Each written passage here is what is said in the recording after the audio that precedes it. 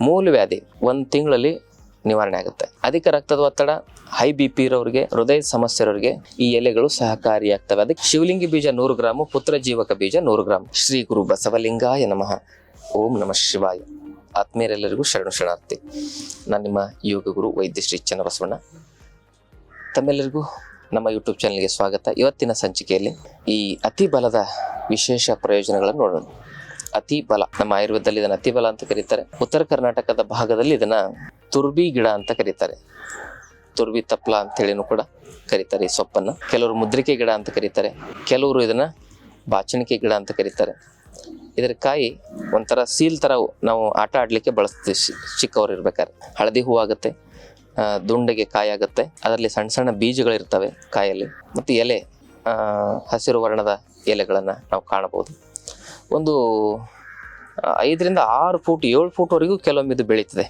ಅತಿಬಲದ ಎಲೆ, ಅತಿಬಲದ ಗಿಡ ಇದು ಸುಮಾರು ಒಂದು 200 ಆರೋಗ್ಯದ ಸಮಸ್ಯೆಗಳನ್ನು ಬರದಂತೆ ತಡೀತಕ್ಕಂಥ ಶಕ್ತಿಯನ್ನು ಹೊಂದಿದೆ.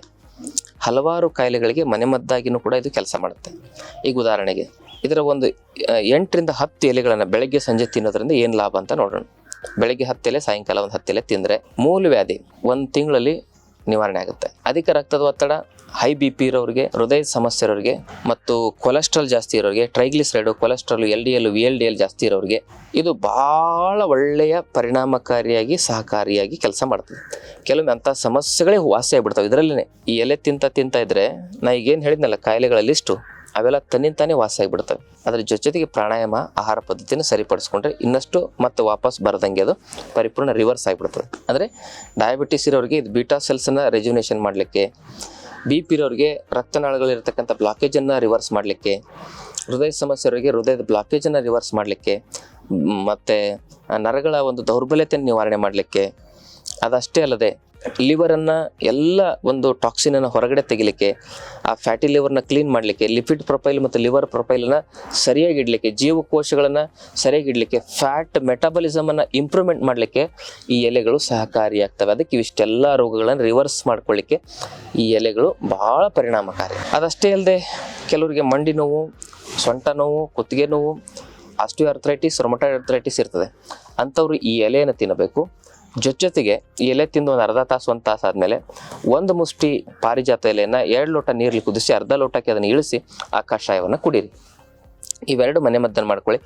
ಇದೇ ಎಲೆಯನ್ನು ಚೆನ್ನಾಗಿ ರುಬ್ಬಿ ಒಂದು ಯಾವ ಭಾಗಕ್ಕೆ, ಮೊಣಕಾಲಿಗೆ ಬೇಕಂದರೆ ಒಂದು 200 ಗ್ರಾಮ್ನಷ್ಟು ಪೇಸ್ಟ್ ಬೇಕು, ಸೊಂಟಕ್ಕೆ ಬೇಕಂದರೆ ಒಂದು 250 ಗ್ರಾಮ್ನಷ್ಟು ಪೇಸ್ಟ್ ಬೇಕಾಗುತ್ತೆ, ಕುತ್ತಿಗೆಗೆ ಅಂದರೆ 100-150 ಗ್ರಾಮ್ನಷ್ಟು ಪೇಸ್ಟ್. ಅಂದರೆ ಈ ಅತಿ ಬಲದ ಎಲೆಯನ್ನು ರುಬ್ಬಿ ಪೇಸ್ಟ್ ಮಾಡಿಕೊಂಡು ಅದನ್ನು ಏನು ಮಾಡಬೇಕಂದ್ರೆ ಒಂದು ಬಾಣಲಿಯಲ್ಲಿ ಹರಳೆಣ್ಣೆ ಹಾಕಿ ಅದರಲ್ಲಿ ಸ್ವಲ್ಪ ಒಂದು 50 ಗ್ರಾಮ್ನಷ್ಟು ಬೆಳ್ಳುಳ್ಳಿ ಪೇಸ್ಟ್ ಹಾಕಿ ಈ ಅತಿ ಬಲದ ಎಲೆಯನ್ನು ಪೇಸ್ಟ್ ಮಾಡಿ ಹಾಕಿ ಅದನ್ನು ಬಿಸಿ ಮಾಡಿಕೊಂಡು ಯಾವ ಭಾಗದಲ್ಲಿ ನೋವಿರುತ್ತೆ ಅಲ್ಲಿ ಹಚ್ಚಿ 1 ತಿಂಗಳು ಹಚ್ಕೊಂಡು ನೋಡಿ.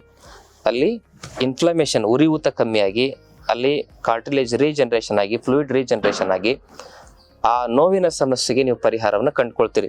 ಅದಕ್ಕೆ ಆಯುರ್ವೇದ ಔಷಧಿಗಳನ್ನ ತೆಗೆದುಕೊಳ್ಳೋದು, ಚಿಕಿತ್ಸೆಯನ್ನು ತೆಗೆದುಕೊಳ್ಳೋದು ಯಾವ ಅವಶ್ಯಕತೆನೂ ಬರೋದಿಲ್ಲ. ಕೆಲವರಿಗೆ 100ಕ್ಕೆ 90% ಜನರು ಮನೇಲೇ ವಾಸಿ ಆಗ್ಬೋದು.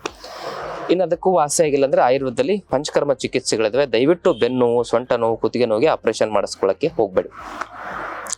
ಇದಿಷ್ಟಕ್ಕೆ ಈ ಎಲೆ ಲಾಭದಾಯಕವಾಗಿ ಕೆಲಸ ಮಾಡುತ್ತೆ ಆ ಕಾಯಿಲೆಗಳ ನಿವಾರಣೆ ಮಾಡಲಿಕ್ಕೆ. ಇನ್ನು ಈ ಎಲೆಯನ್ನು ಬೆಳಗ್ಗೆ 10, ಸಾಯಂಕಾಲ 10 ತಿನ್ನೋದ್ರಿಂದ ಪ್ರೋಟೀನ್ ಕೊರತೆ, ವಿಟಮಿನ್ಸ್ಗಳ ಕೊರತೆ, ಮಿನರಲ್ಸ್ಗಳ ಕೊರತೆ, ಫೈಬರ್ನ ಕೊರತೆನೇ ಆಗೋದಿಲ್ಲ. ಅಷ್ಟು ಎಲ್ಲ ಪ್ರೋಟೀನ್, ವಿಟಮಿನ್, ಮಿನರಲ್ಸ್, ಫೈಬರ್ನ ಅಂಶ ಈ ಎಲೆಯಲ್ಲಿ ದೇವರು ನ್ಯಾಚುರಲ್ ಆಗಿ ಅಡಗಿಸಿಟ್ಟಿದ್ದಾನೆ. ಮತ್ತು ಇದು ದಿ ಬೆಸ್ಟ್ ಆ್ಯಂಟಿ ಆಕ್ಸಿಡೆಂಟು, ಅದ್ಭುತವಾಗಿರ್ತಕ್ಕಂಥ ಆ್ಯಂಟಿ ಆಕ್ಸಿಡೆಂಟು. ಮತ್ತು ಇದರಲ್ಲಿ ನೈಟ್ರಿಕ್ ಆಕ್ಸೈಡ್ನ ಪ್ರಮಾಣ ಇದೆ. ಇದು ದೇಹವನ್ನು ಸ್ವಚ್ಛ ಮಾಡುತ್ತೆ ಮತ್ತು ಸ್ಟ್ರಾಂಗ್ ಮಾಡುತ್ತೆ. ಮತ್ತು ಏನು ಮಾಡುತ್ತೆ ಅಂತ ಹೇಳಿದ್ರೆ ಬ್ಯಾಲೆನ್ಸ್ ಮಾಡುತ್ತೆ, ಸ್ವಚ್ಛ ಮಾಡುತ್ತೆ, ಸ್ಟ್ರಾಂಗ್ ಮಾಡುತ್ತೆ, ಬ್ಯಾಲೆನ್ಸ್ ಮಾಡುತ್ತೆ.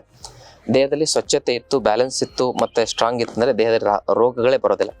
ಇಮ್ಯುನಿಟಿ ವ್ಯವಸ್ಥೆನ ಸ್ಟ್ರಾಂಗ್ ಮಾಡುತ್ತೆ. ಯಾವುದೇ ರೀತಿಯಾಗಿರ್ತಕ್ಕಂಥ ಈ ಆಟೋ ಇಮ್ಯೂನ್ ಡಿಸೀಸ್ಗಳನ್ನ ಬರದಂತೆ ತಡೀತದೆ. ಹಾಗೆಯೇ ಚರ್ಮದ ಕಾಯಿಲೆ ಇರೋರು ಅತಿ ಬಲದ ಎಲೆಯನ್ನು ತಿನ್ನೋದ್ರಿಂದ ಆ ಚರ್ಮದ ಕಾಯಿಲೆಗಳನ್ನ ಸರಿಪಡಿಸ್ಕೊಳ್ಬೋದು. ತುಂಬ ಜಾಸ್ತಿ ಆಗಿತ್ತಂದರೆ ಆಯುರ್ವೇದ ಚಿಕಿತ್ಸೆನ ತೆಗೆದುಕೊಳ್ಬೇಕಾಗತ್ತೆ. ಹೀಗೆ ಕಫದ ಅಲರ್ಜಿ ಇರೋರು, ಕೆಮ್ಮು, ಕಫ, ನೆಗಡಿ ಪದೇ ಪದೇ ಬರೋರು, ಪದೇ ಪದೇ ಜ್ವರ ಬರ್ತಕ್ಕಂಥವ್ರು, ಇಮ್ಯುನಿಟಿ ವೀಕ್ ಇರ್ತಕ್ಕಂಥವ್ರು ಎಲೆಯನ್ನು ಬೆಳಗ್ಗೆ 10, ಸಾಯಂಕಾಲ 10 ತಿನ್ನಿ.